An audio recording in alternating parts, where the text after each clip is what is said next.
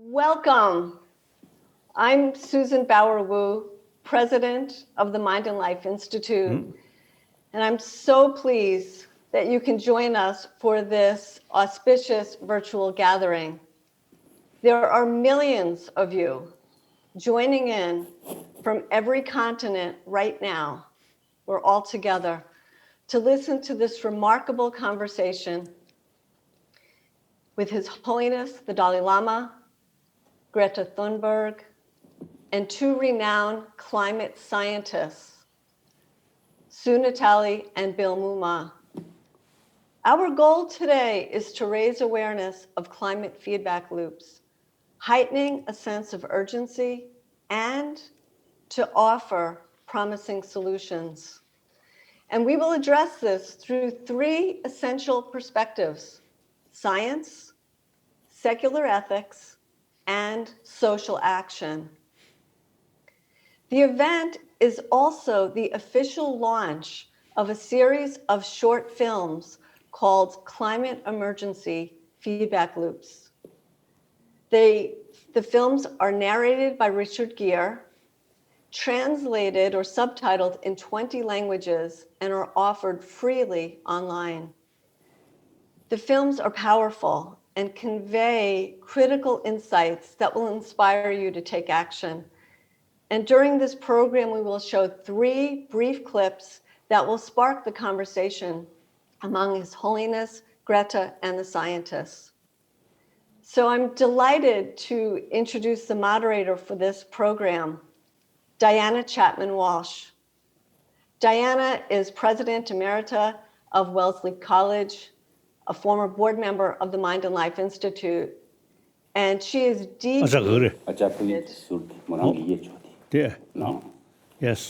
And Diana is deeply committed to mitigating climate change and is the co-founder of the Council on the Uncertain Human Future. So it is my great pleasure to introduce Diana Chapman Walsh. Thank you, Susan, and Your Holiness. Thank you. Thank you for convening us, for being here with us. I'm so happy to be with you again. It's really a joy. I've missed you. It's been quite a while.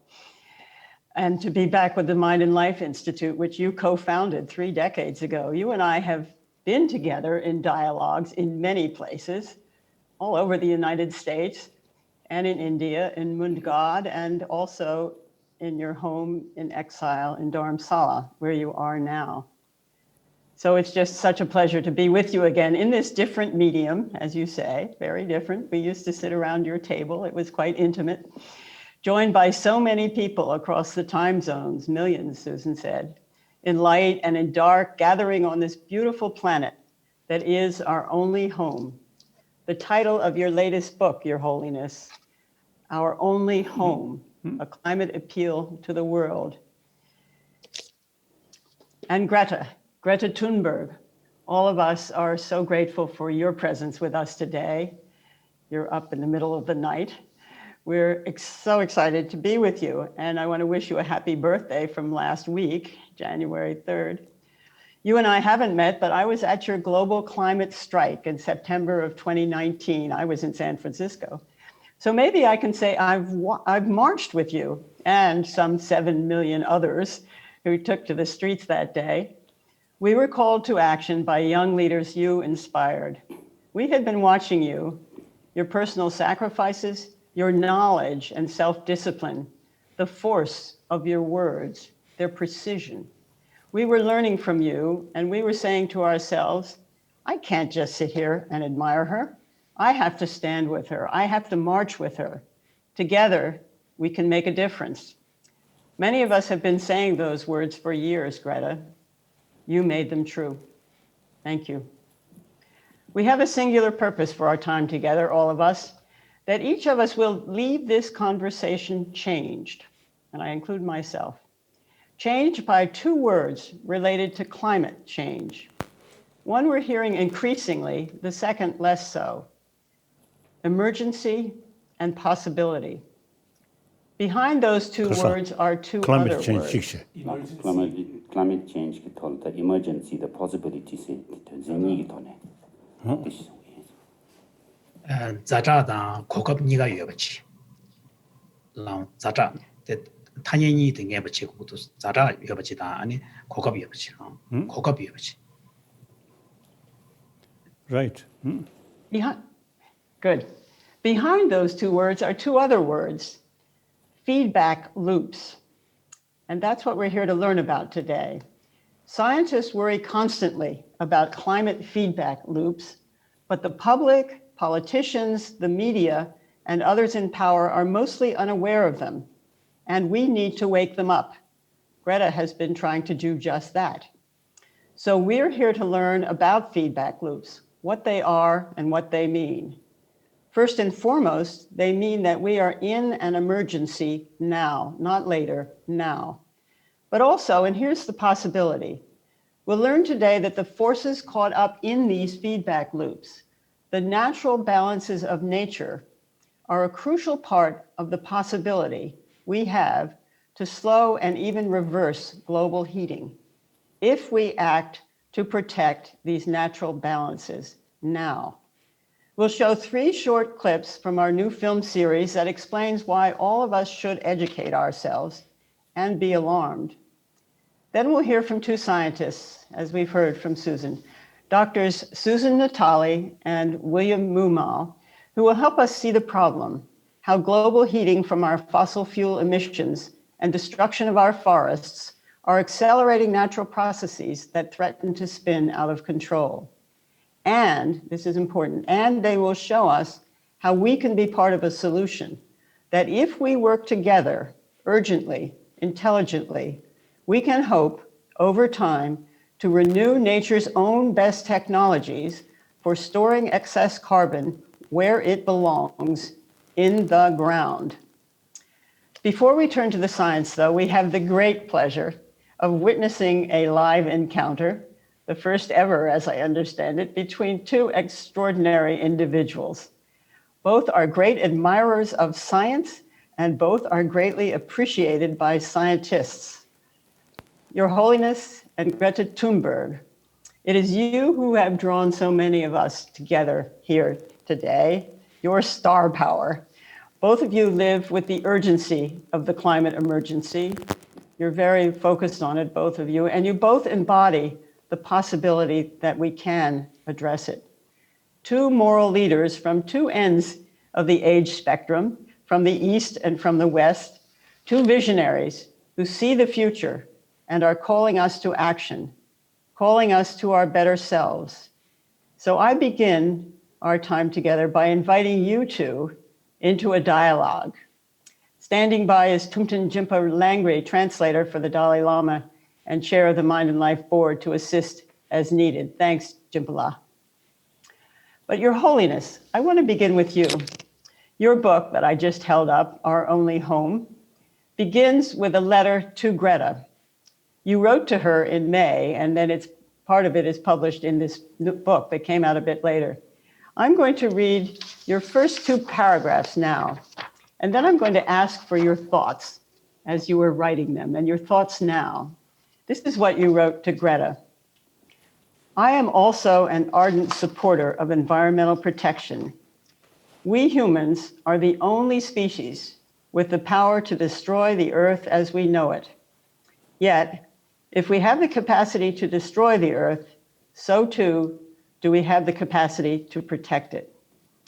It is encouraging to see how you have opened the eyes of the world to the urgency to protect our planet, our only home.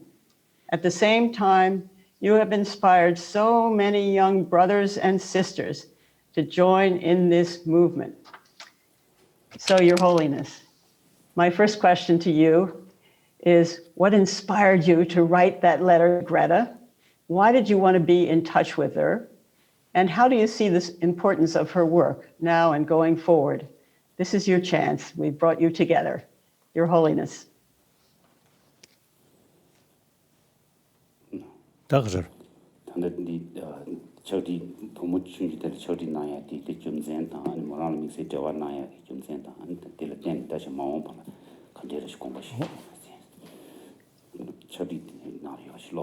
Oh.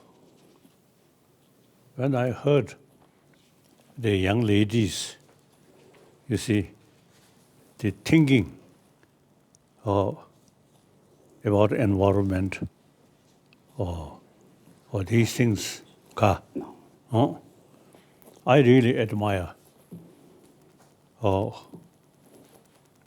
It is really encouraging now from a young community,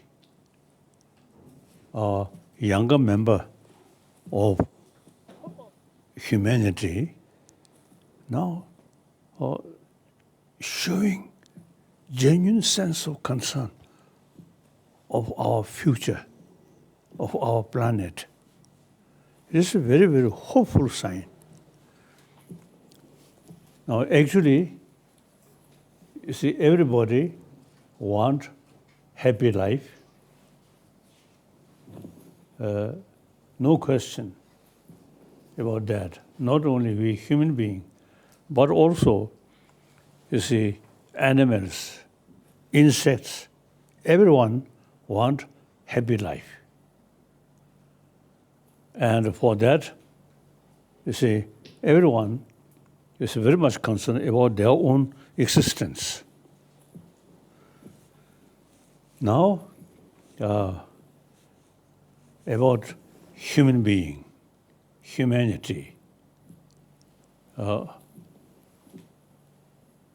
In a way, human brain is something very special, remarkable. Yet, judging our world, human being, in a way, most troublemaker. Other animals, you see, their daily life, eat, sleep, sex, but we, much sort of desire, and too much sort of, also the sense of we and they. Human history, say, I think among the different species of mammals on this planet, I think we human beings, one way, create a lot of good things, but at the same time, we create a lot of problems. Now, today, world, a lot of problem, even to some extent, the ecology. All this, much sort of our own creation. So now, question is why? Our brain, wonderful, but we, you see, too much sort of thinking. Firstly, we ourselves, human being. Secondly, then our nation, our country. Then finally, my family. So eventually, you see, thinking, very small circle. The reality, individual human beings' life depend on the community or family. The family, their life depend on the community. Now, today's world, you see, the entire 7 billion human beings are one human community. So now, time come, we have to think entire humanity. The ancient time, a small circle, we. That now, according to this reality, now you see thinking we, small circle, is now unrealistic. So 7 billion human beings, you see, entire our life depend each other. So Thank you, Your Holiness. That's beautiful. Thank you. If you don't mind, is it all right if I ask Greta if she would like to say something to you since she's having the chance now to meet you. Karsa. Oh, Indy. I'm eager. Good. Oh. Good. Greta, Yes. is there anything you'd like to ask His Holiness or say to him or tell us about receiving his letter? Whatever you'd like to say. Well, first of all, I would like to say thank you for hosting this event, and thank you to everyone who's taking part, and thank you to Your Holiness for being such a loud advocate for environmental protection and environmental action. I can say as a younger generation, we appreciate that very much. We are eternally grateful that you are standing up for us, not only for us, but for the future of the entire humanity and for the entire planet. And also, of course, thank you for your letter and for your support.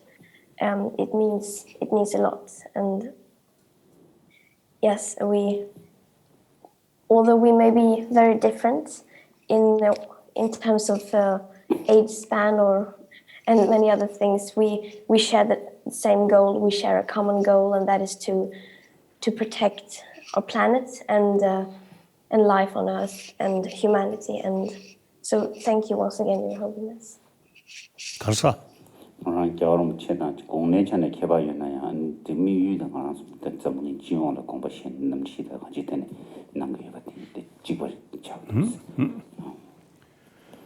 Thank you.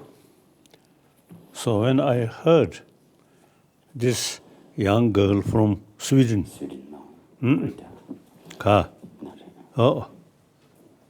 I really felt,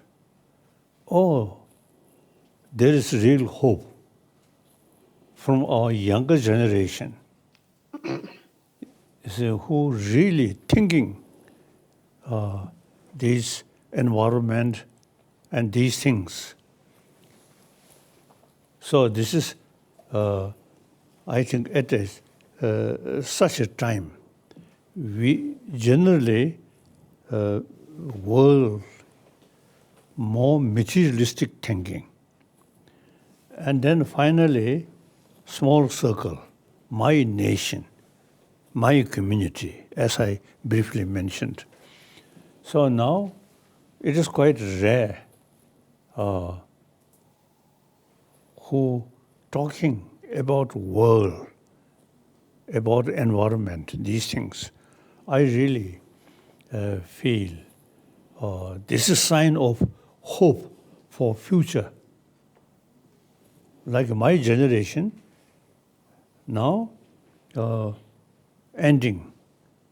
So like you, the younger generation, really, now all our hope depend on these young people.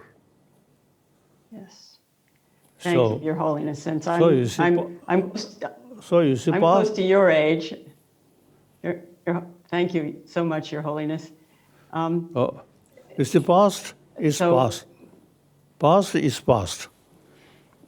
Now, future depend on younger generation. Yes. I think, in a way, I may say our generation create a lot of problem, sufficient problem.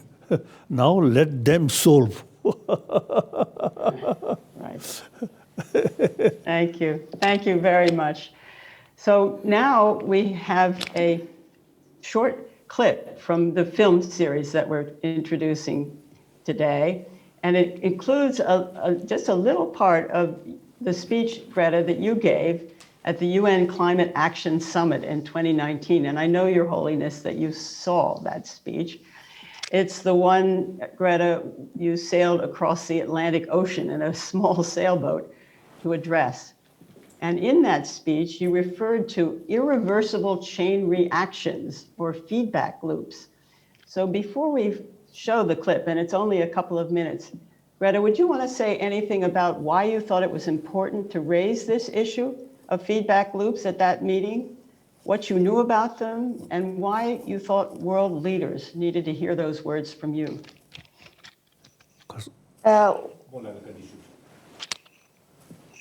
Well, I mean, it's the speech is very dramatic, but I thought that at least my experience is that right now there is a huge lack of awareness, and that the science isn't being enough brought it's not being enough discussed and brought in the conversation.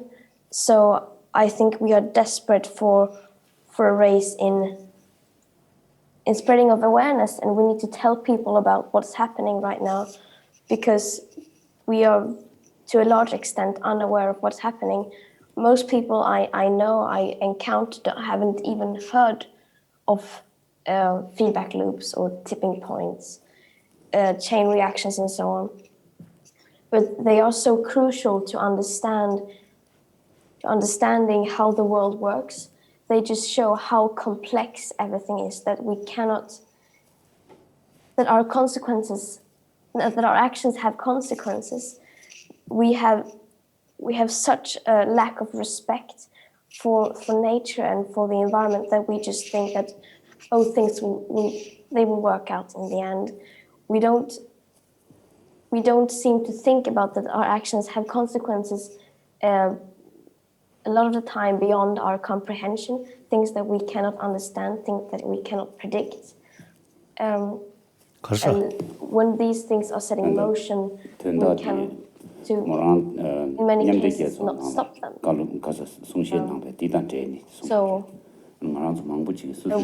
we cannot solve the climate emergency without taking these feedback loops into account and without really understanding them. So that is a crucial step.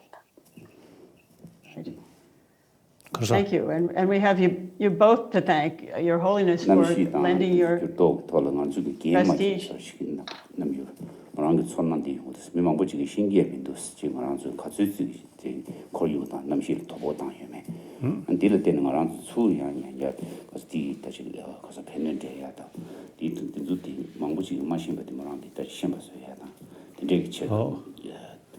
You see, it seems we generally thinking, of course, basically human nature is more self-centered, selfish from the birth. But now, you see, for individuals' best interest depend on community. When we say community, entire world is one same human community. Right. So now, they taking care yourself. In reality, in practical level, we have to think about humanity, about world, thinking world, not sort of religious matter, but practical level. You see, our future depends on entire humanity, on this planet. So we have to think about this planet. It's our home. Yes. And then the ancient time, we say east, west, north, south. And within that, different religion, different color, different language. Now these are minor. Now time comes, we have to think about humanity, oneness of 7 billion human beings. We have to think about humanity. So it is important we keep in our mind the individual's future depends on humanity. So we have to think about humanity, happy humanity, healthy world. Yes. So, Thank you so much. If you'll allow me, we wanted to be able to teach all the millions of people who have logged on to this program a little bit about this idea of these feedback loops. And we have a piece of a film, a very short piece of a film that we'd like to show now to start that process, and then our scientists will explain more, Your Holiness. And you're absolutely right, and you have been so clear your entire life that the only way we solve these challenges now is to find a way to come together as one human family to solve these problems. And what we're hoping from this program is that everyone who has tuned into this will be inspired by you and by Greta and by this new knowledge and information that we're hoping to transmit today, to go out and work very hard together, linking arms together, all of us, to get in front of this problem of the climate crisis. So with that, I would like to start with this first film clip. It's part of the introduction to the series of films. There are 5 films, and one is an introduction. And this short segment that we're going to show begins after the concept of feedback loops has been explained. So just to get us started, let me just offer a simple definitions, and our scientists will elaborate it more as we go along. But for now, if we think of causes and effects in a system, the cause, in our case, and this is Buddhist cosmology certainly helps us understand this, the cause in our case, greenhouse gas emissions, produces an effect. The planet warms, and that effect, hotter temperatures, feeds back into the climate system and causes more heat-trapping gases to be released into the atmosphere, which then accelerates the rate of heating. And on it goes faster and faster and faster in a vicious cycle. We'll see examples of this problem from our scientists, and then we'll see how the situation may improve if that feedback cycle can be reversed. So that's the basic idea, and the scientists, again, will elaborate. Let's now watch that first film clip. But it's more than our emissions heating the globe. Something else is at work here. The rising temperatures are setting in motion Earth's own natural warming mechanisms that then feed upon themselves. The popular idea of cutting our emissions in half in 10 years only gives us a 50% chance of staying below 1.5 degrees and the risk of setting off irreversible chain reactions beyond human control. 50% may be acceptable to you, but those numbers do not include tipping points, most feedback loops, additional warming hidden by toxic air pollution, or the aspects of equity and climate justice. Emissions from fossil fuels are the input which add heat-trapping gases to the atmosphere, raising Earth's temperature and setting in motion self-perpetuating warming loops. Warming as a result of the warming itself. That ever-growing screeching noise is an apt analogy for the damage that human-caused feedback loops are wreaking on the planet. Scientists have identified dozens of feedback loops already in motion. It's imperative that we understand them if we're going to solve the climate crisis. As the climate warms, forests, once removers of carbon, release it back into the atmosphere as carbon dioxide, or CO2. Frozen ground in the northern hemisphere thaws and emits CO2 and methane. These are the kinds of feedback loops that lead to further warming, triggering the release of even more heat-trapping gases and raising the temperature even higher. In this series, we will highlight 4 of the major feedback loops impacting climate. The melting of sea ice in the Arctic Ocean, increased drought and fires in the world's forests, the decay of organic matter from permafrost thaw in the northern hemisphere, and disruptions to the jet stream and our global weather. Each amplifies warming, and combined, they are spinning out of control. To help us understand what the world is failing to see, we now turn to 2 scientists who have dedicated their lives to these problems and are here to help us understand them more fully. First, Dr. Susan Natali. Sue, you are an inspiration for your expertise, your dedication, your brilliance, and the compassion that drives you forward into the collapsing tundra. You work in perhaps the most challenging area on the planet now, the rapidly warming Arctic. Difficult work. At the Woodwell Climate Research Center in Woods Hole, Massachusetts, you direct the Arctic program. We're eager to learn from you and from your colleague, Dr. William Moomaw.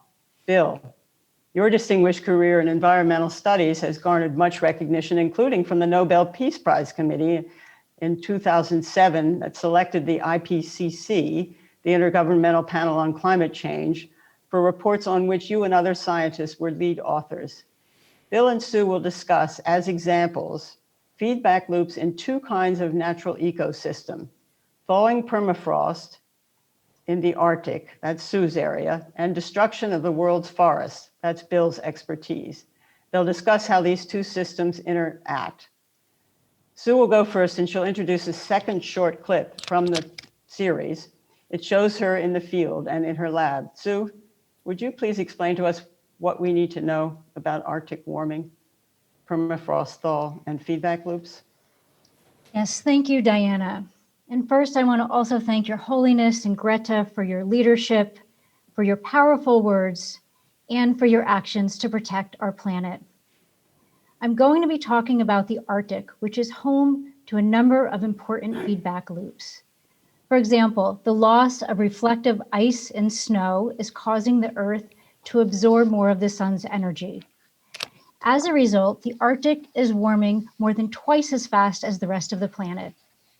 But no matter where you live, you've likely felt or seen the impacts of climate change over the past few years, because across the planet, we're seeing an increase in the frequency and severity of wildfire, of heat waves, of floods, and of droughts. But nowhere are the impacts of climate change more severe than in the Arctic, as has been witnessed by Arctic residents for more than a decade. In this next film clip, I describe the rapidly changing Arctic landscape and the impacts on global climate. And I start off with my observations from a recent field expedition in Alaska. So let's now watch the second film clip. Last summer, while working in her usual field location in Alaska, Natali witnessed a remarkable acceleration of permafrost melting. First of all, it was very, very warm. It was 90 degrees Fahrenheit in the tundra. There were places where we walked where my foot fell into the ground because there was no longer any ground structure because the permafrost was thawing. I've never seen change happening that quickly from one year to the next. To understand how this thawing will impact the global climate, Natali and her team collect permafrost cores from different locations across the Arctic.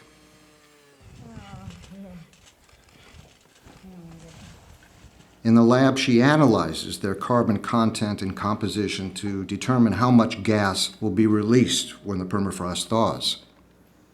These cores were taken from a location that has really organic, rich, deep, peaty soils. And you can tell that when you look at this core because it's really dark brown, and that dark brown color means that it holds a lot of carbon. The thawing permafrost not only impacts the climate through the release of greenhouse gases, it can entirely transform the landscape, as Natali has seen in Duvany Yar, Russia. I had never seen permafrost thaw and ground collapse of that magnitude. You know, I remember driving up to it on the boat, and it was like, wow, this huge cliff, many, many stories high. You see these really, really fine roots that have been frozen for 40,000 years. Once they're thawed, they'll decompose in a year.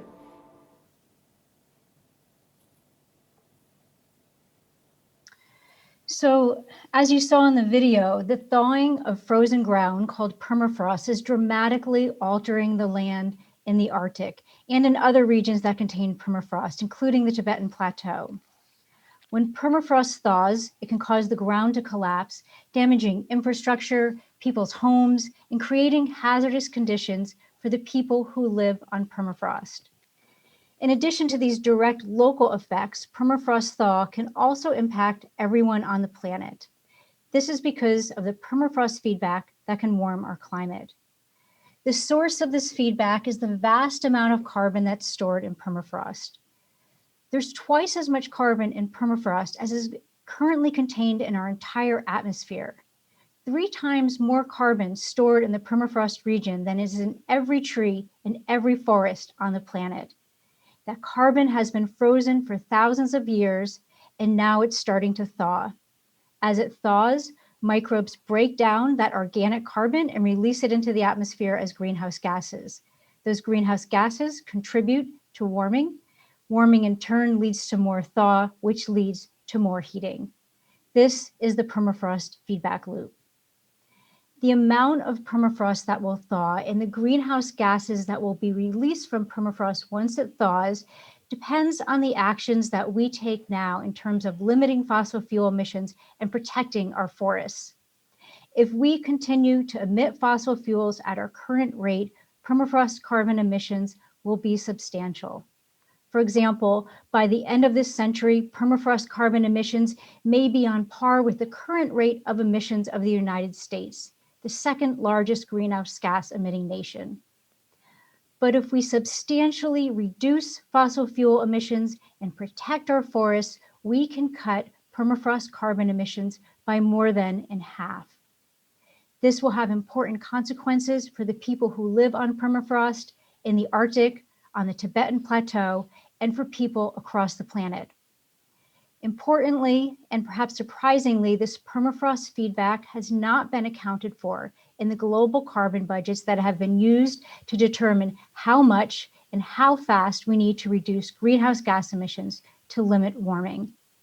It's critical that decision makers are aware of and account for the permafrost carbon feedback in order to keep our climate under control and to restore the planet. Thank you very much, Sue. Bill, much of your work has been in the forests. Would you take a few minutes now to explain the complexities of the forests in the feedback loops and in this climate emergency and the relationships too between the forest and the Arctic? Thank you, Diana, and thank you, Sue.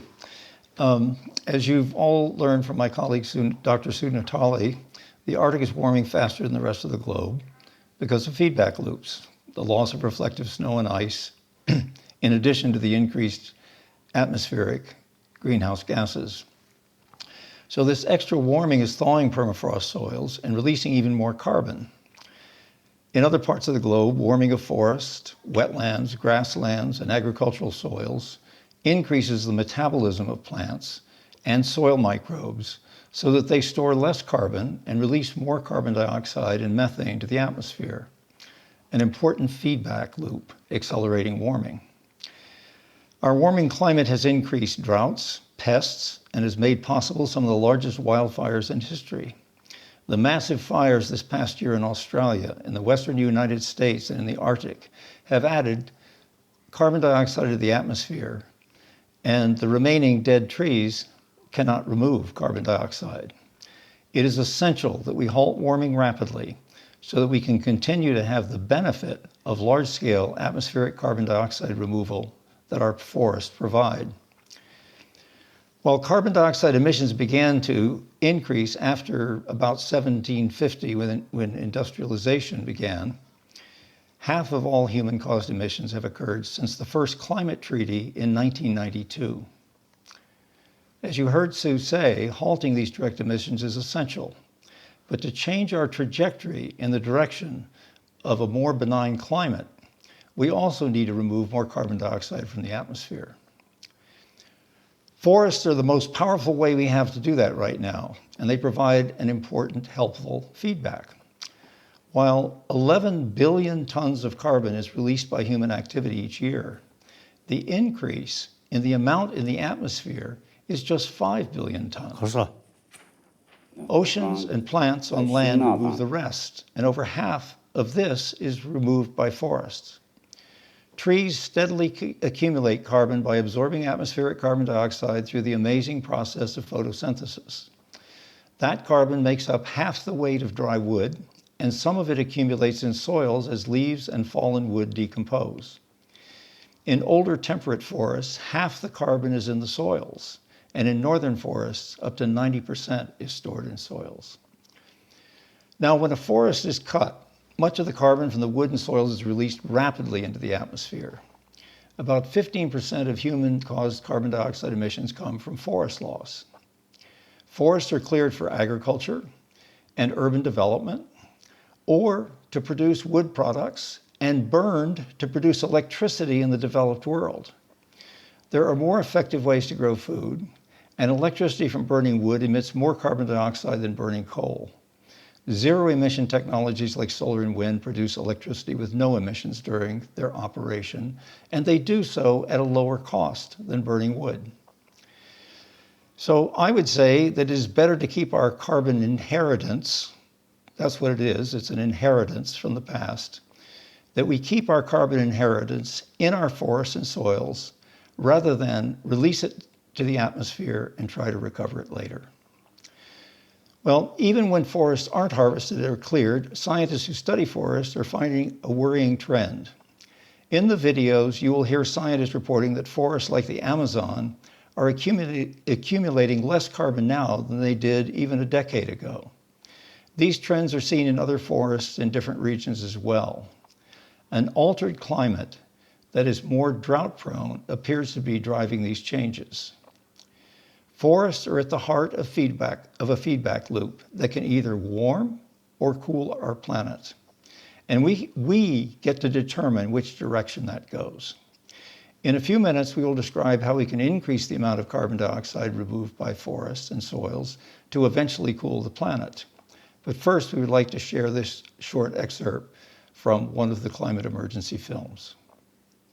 Well, With the clock ticking, it comes down to how we manage temperate forests. Use them for commercial purposes, or keep them intact to cool the planet.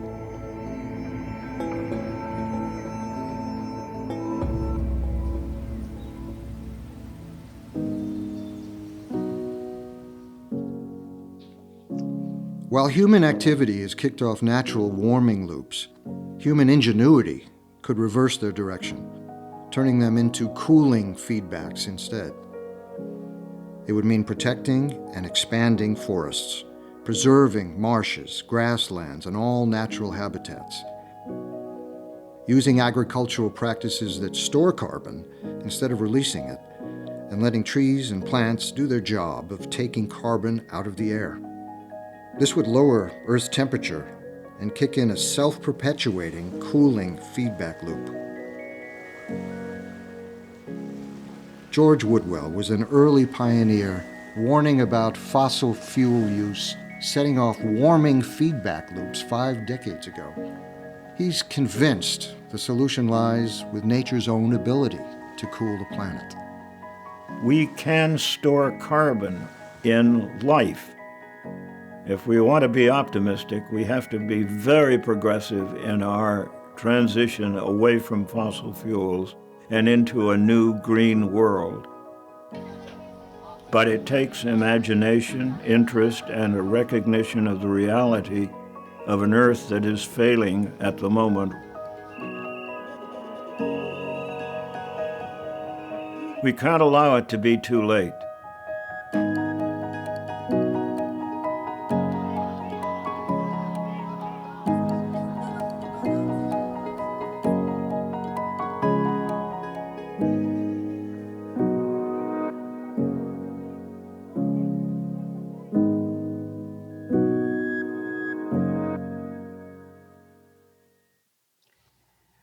we can't allow it to be too late. That's why we're here. So we have a few moments, if you would like, for you, Greta, and for you, Your Holiness, to ask questions of the scientists. There was a lot of information packed in those remarks that they offered. So starting with you, Greta, is there anything you would like to ask of either or both of the scientists?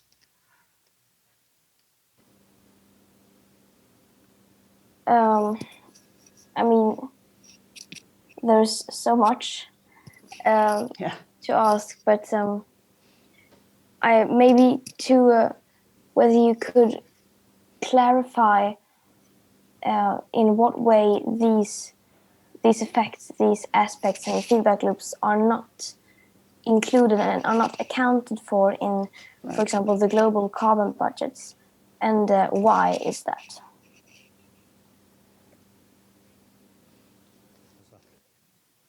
I'll start. Thank you, Greta.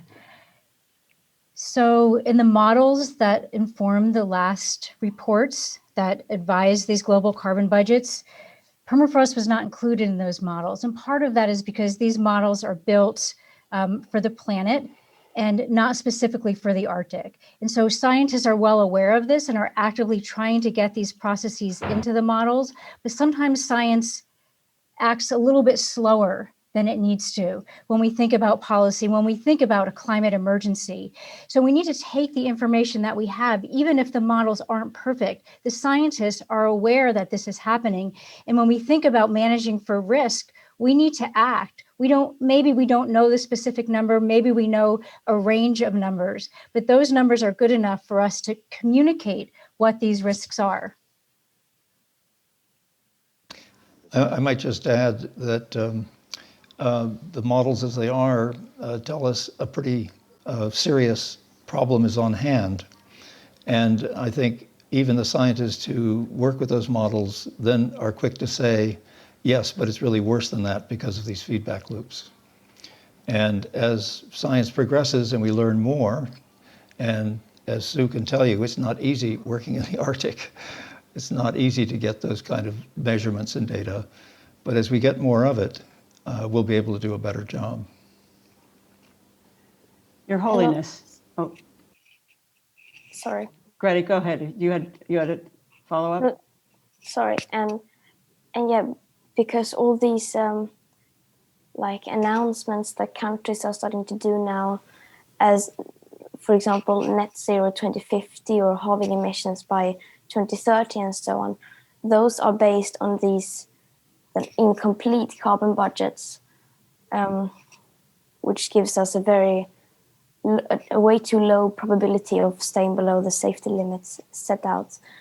Do you think there's a risk in that this is being miscommunicated and misunderstood? And what do you think we could do about that? I think there's definitely a risk. I mean, we're about 1 degree Celsius and we're already seeing the hazards of climate change. We're underestimating what it takes because we're not accounting for these feedbacks. So there's definitely a risk, and what we can do about it, I think, is events like this, educating ourselves, communicating others about what's being left out and what we need to do. And what we need to do is be a lot more ambitious and to make our voices heard.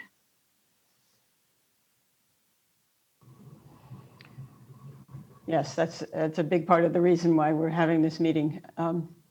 Your Holiness, is there anything you would like to ask of the scientists before we move on?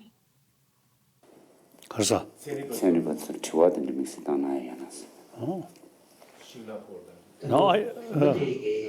Now today, we already have the solar power. Then wind power. These quite clean.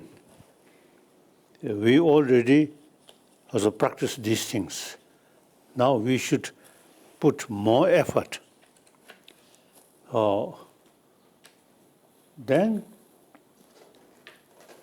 Then also, you see, we have to pay more attention the deforestation.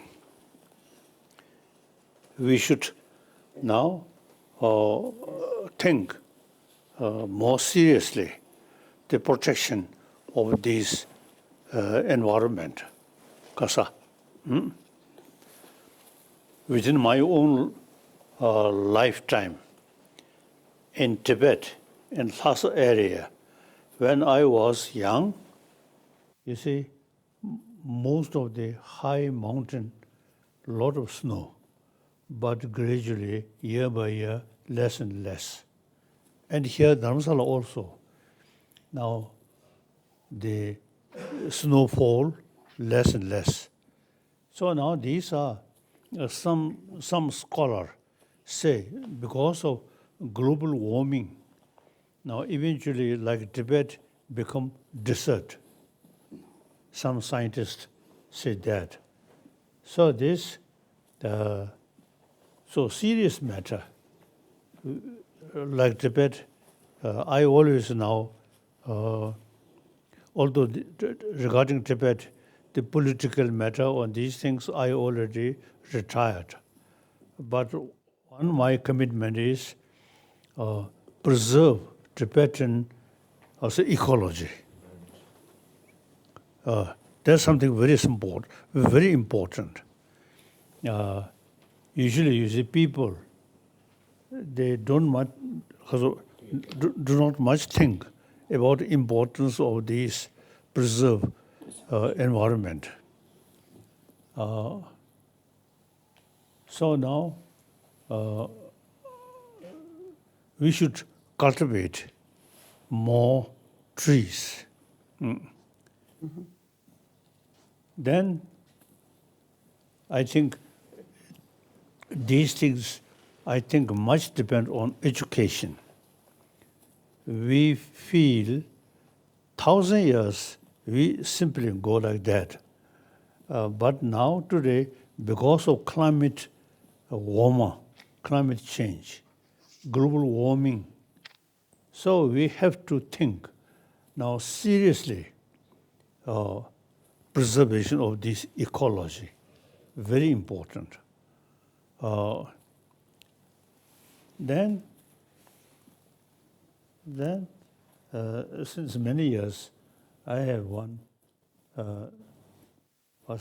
dreams.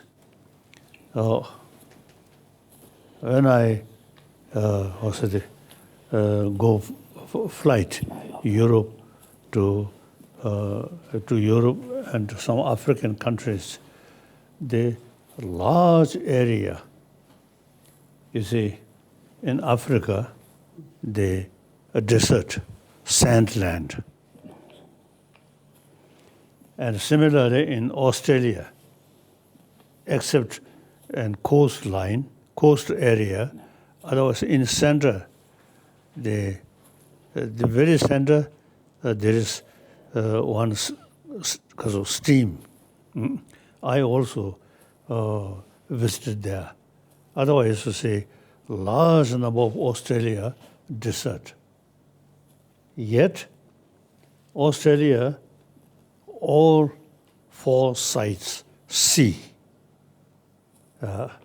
We have now technology translate sea water, salty water, to drinking water.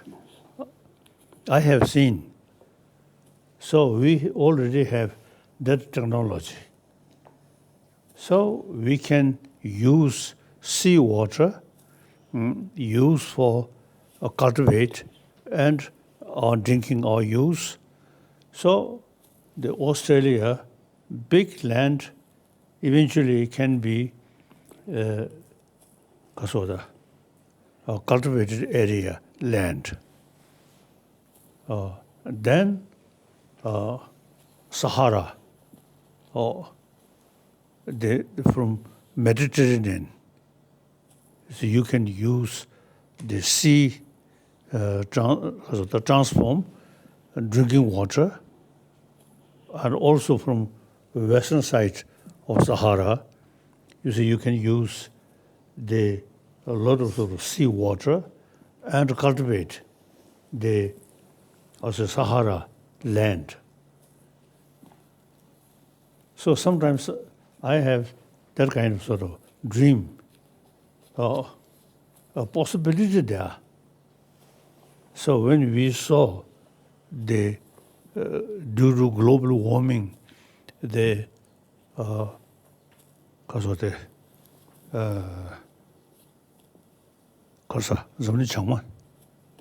Northern Hemisphere. Northern Hemisphere. Oh, Northern Hemisphere, as you see, picture shows, there's a lot of sort of melting, the big ice. So Atlantic, right? Arctic. And Oh, kasa. Not Arctic. Arctic. Oh. South Pole, not much sort of concern. But Northern Pole, oh, so we have to think seriously. Now, these pictures very useful. But now question is how to protect these. What is the sources of these big sort of melting, and what we can do. So I think nowadays related with environment.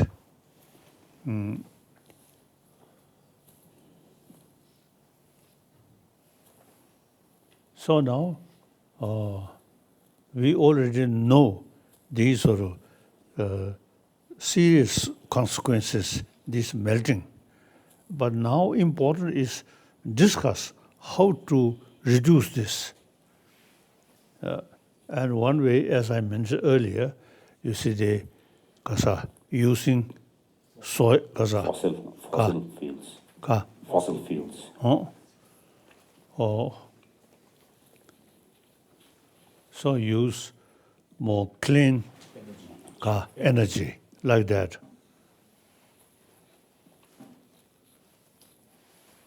Thank you, Your Holiness. When you won the Nobel Peace Prize in 1989, you began articulating a vision very much like the one you've just described now. You've been thinking about this for a very long time, and we're grateful for your leadership on these questions. And what we have with this new science that we've seen represented briefly by these scientists who spent their lives and continue to spend their lives doing this deep work, is that there are new ways to think about enlisting nature as an ally with us. We're part of nature, so we are of nature, in solving these very serious problems of these feedback loops that are spinning out of control and causing this excessive warming.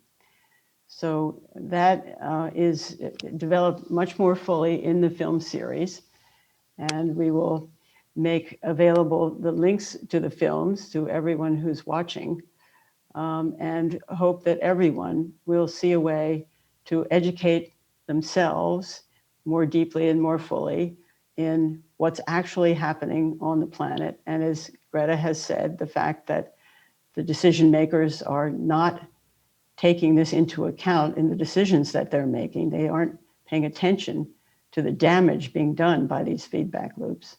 So we'll ask everyone, the millions of people who have listened in today, to take inspiration from your lifelong effort to preserve the environment in the Tibetan Plateau and around the whole world, and your deep, deep belief that we can act now as one humanity, 7 billion on the planet, and begin addressing these questions. So just before we finish, I thought I would ask each of you for your call to action, we'll call it. So what would you like to say as we finish? And I'll begin with Greta, who has started a social movement and mobilized millions of people. Greta, as we complete this brief time together, and as we hope very much that everyone will take from this a commitment to learn more about these feedback loops and how to manage them more effectively, what would you say to encourage people to stay with this challenge? Well, first of all, I can clarify that I haven't created a movement. I haven't mobilized people. It is me together with other millions of people of all ages, but especially young people. It is we together who have done that. But also that my call to action would maybe be that we are right now at a time where we need to start to speak clearly, and we need to educate ourselves.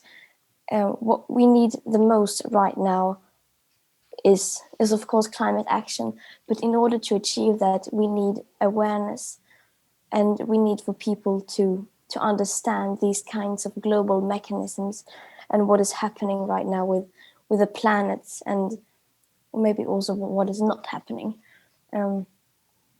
So that is my call to action. That is my, if I could ask one thing of you, it would be to educate yourself, to try to learn as much as you possibly can. There's unlimited amount of information, and spread that knowledge, spread that awareness to others. We need to create a social movement. We need to shift the social norm, because if we are enough people who demand change and who are advocating for these things, then we reach a critical mass, and then we will no longer be possible to ignore. So that's what we need to do right now. It's not a small task, but it's something that we need to do because there's simply no other option. And also, of course, yes, also focus on solutions. And I think that you will be talking about that more later on, but also restoring nature is perhaps, it's not only a solution to the climate crisis, it's also a solution to the biodiversity crisis and so on. And then we no longer have the possibility to choose between different kinds of actions. We now need to do everything we possibly can. And then restoring and rewilding nature is perhaps one of the most important things of doing that, to change the way that we see nature. Thank you. And also, if this is my final statement, then I would also like to thank every one of you. Thank you to Diana, Sue, Bill, and of course Your Holiness, and Jimpa, of course, and everyone else who's taking part, and of all you for watching as well. Well, thank you very much, Greta. Bill, did you want to say something very briefly now about solutions, just as succinctly as you can make it, so that we go away with a clear idea of what it is we need to advocate for?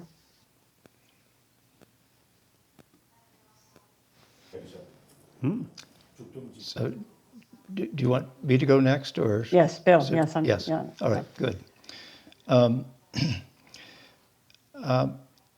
Well, to achieve a safe global climate, we must refreeze the Arctic to save it. To refreeze the Arctic, we must cool the Earth. To cool the Earth, we must reduce the heat-trapping gases of the atmosphere and stop feedbacks. And I'm going to say something that will probably shock many people, but I think it's important for everyone to know this. While it is essential to halt the addition of heat-trapping gases to the atmosphere, such as carbon dioxide from our energy systems and from our exploitation of nature, as well as to stop the release of short-lived but more potent warming gases such as methane and refrigerants. That's absolutely essential. But current feedbacks will continue and raise global temperatures even if we halted all emissions today, because current amounts of heat-trapping gases in the atmosphere are so high. So what must we do? In addition to halting putting things in, we must simultaneously reduce our emissions and increase the capability of natural systems to remove more carbon dioxide than we are releasing, so that the atmospheric amounts decrease. When we reach that point, we will begin to lower global temperatures. Recent studies show that by allowing more of our forests to grow, they have the potential to store twice as much carbon as they do today. This process of forest restoration, called proforestation, will rapidly accumulate more carbon out of the atmosphere by avoiding harvest-related emissions, which, by the way, are typically half the carbon that's in the trees, and take advantage of the fact that larger trees accumulate and store the most carbon. We need to let trees get big in order to store the carbon that has to be stored. Reforestation and planting additional forests is a good thing to do, but it will take a lot longer. It will complement us for the distant future. Similarly, changing grazing practices on grasslands, altering farming methods, protecting existing wetlands will both maintain existing carbon out of the atmosphere and accumulate more while increasing the productivity of soils and agriculture. So as Sue pointed out, the addition of heat-trapping gases in one place has global climate consequences. Likewise, removal of these gases from any place on the Earth reduces the global amount of heat-trapping gases and contributes to eventually cooling the Earth. So as surprising as it may sound, saving the Amazon and many of our other forests will also help to save the Arctic and our climate. If we can reduce emissions and increase removal sufficiently to lower atmospheric gases, the feedbacks that were so harmful as atmospheric accounts were increasing will amplify reductions as we decrease the gases in the atmosphere. Thanks. Sue, would you like to? No, I think, Bill, I'd like to go to His Holiness. Okay. We're running low on time, and I think Okay. we want to hear from His Holiness as the last word. And thank you for your summary. Your Holiness, the floor is yours. True. 그 Oh, 말이야. 깔업 나오면서.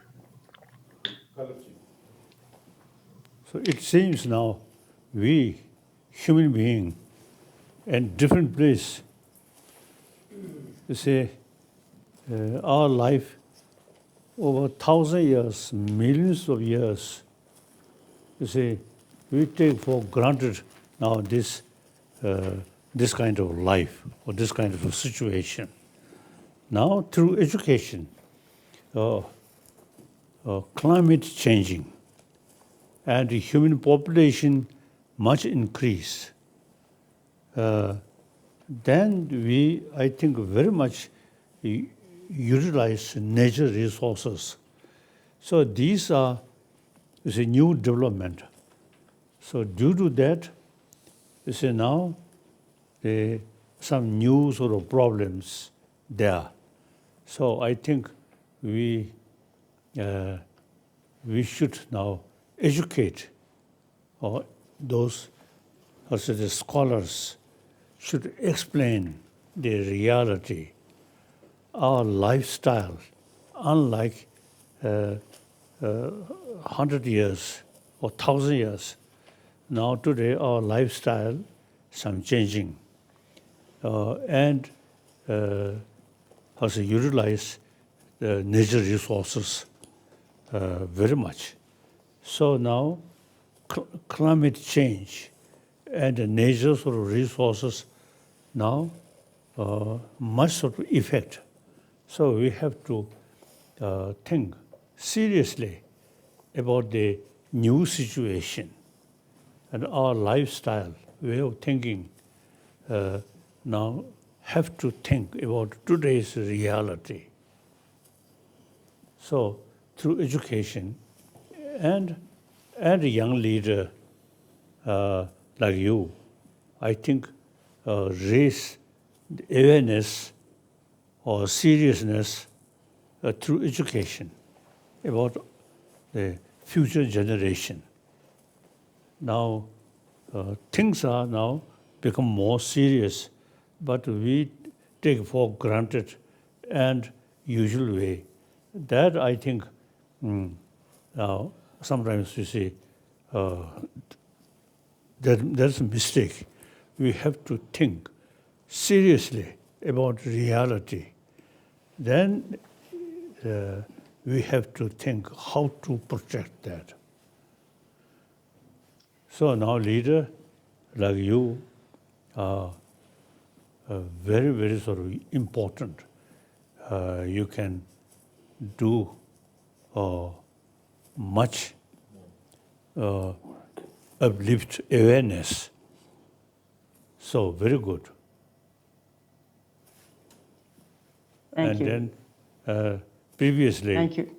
Previously, when we face some problem, difficulties, then according to your own religion, faith, God, or Buddha, that's not sufficient. We must act according to the situation, not sufficient God, Buddha saying that, not sufficient. We ourselves, as far as Buddhism is concerned, Buddha mentioned, you human being, you are your own master. Things depend on your thinking, your action. So sometimes we too much easy. We create a lot of problem. When we face that problem, we just say God, God, God. That's I think if Jesus Christ there, we pray to God, God, you. And who create problem? Not Jesus Christ, but you yourself. Now you have the responsibility. Buddha also similar sort of answer. So therefore, we ourselves, there are a lot of problems which due to our own behavior, then we have to think seriously how to resolve, how to reduce this problem. Thank you. Absolutely. Thank you, Your Holiness. Thank you very much. You're right, it is our responsibility, all of our responsibilities. And maybe the best news, as you've said, is that Greta Thunberg and the many young activists, Greta, thank you for correcting me. It's many young activists who have risen up, are rising up now everywhere to demand that the world's leaders do act now to address this emergency. And they're also insisting that these leaders do so in the context of a serious focus on social and economic justice, climate, environmental justice. And so I think for us, it is now to join them, all of us, to act not once, but over and over, to enlist others to join us until each one of us forms a multitude. If we do this well, if we stay with it, then we can imagine the possibility of a social feedback loop that builds and builds and builds to a global response of sufficient speed and scale to meet this looming threat. We can begin right away by spreading the word, demanding of our leaders, as Greta often says, that they act as though our house is on fire, because it is. We're not lacking for fire extinguishers. That's what the scientists are telling us. And some of them are in nature. We must take care of them so that they can take care of us, these forces of nature that these two scientists have studied so intensively. So please, everyone, watch these films. Make sure everyone you know watches them, talk about them. You can find them at Feedback Loops Climate. That's 3 words, feedbackloopsclimate.com. Join together, organize, learn more, study, educate. Yes, Your Holiness, education, education, education. Yes, Greta, we all have to become scholars and teach ourselves and learn. There are so many resources available that all of us could become quite expert if we just make the effort. There are many effective organizations that will welcome you eagerly, and being active with others is a great way to cope with the anxiety of our situation. We should hold to account for the health of the planet every leader we know in every setting, whether elected or appointed or self-appointed, and ourselves, our families, our friends. We must hold ourselves accountable too, as Your Holiness, you have said. Find the roles we can play, find our partners, find our passions, find our joy with the Dalai Lama, who has overcome great hardships by consistently spreading compassion and love and joy. We can start living now, all of us, for a future that we can love. So finally, we thank you all so very much for being with us. Your Holiness, thank you from the bottom of my heart for your wisdom, your guidance, your insight, and for hosting this event for us and with us. Greta, thank you so much.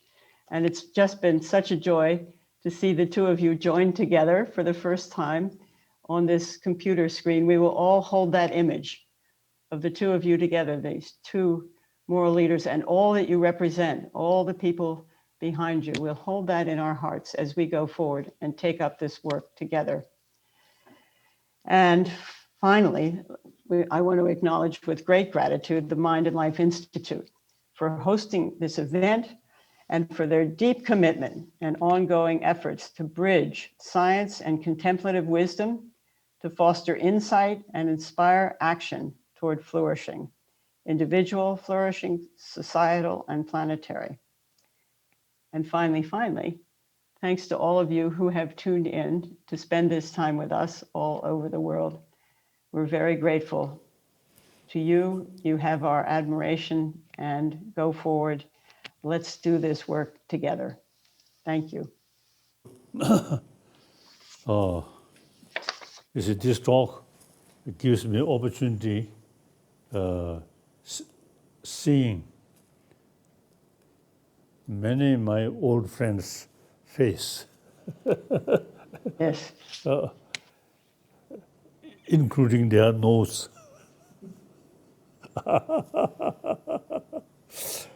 So, these are topic, the responsibility for everybody. Yes. I promise you, I commitment these continuously carry.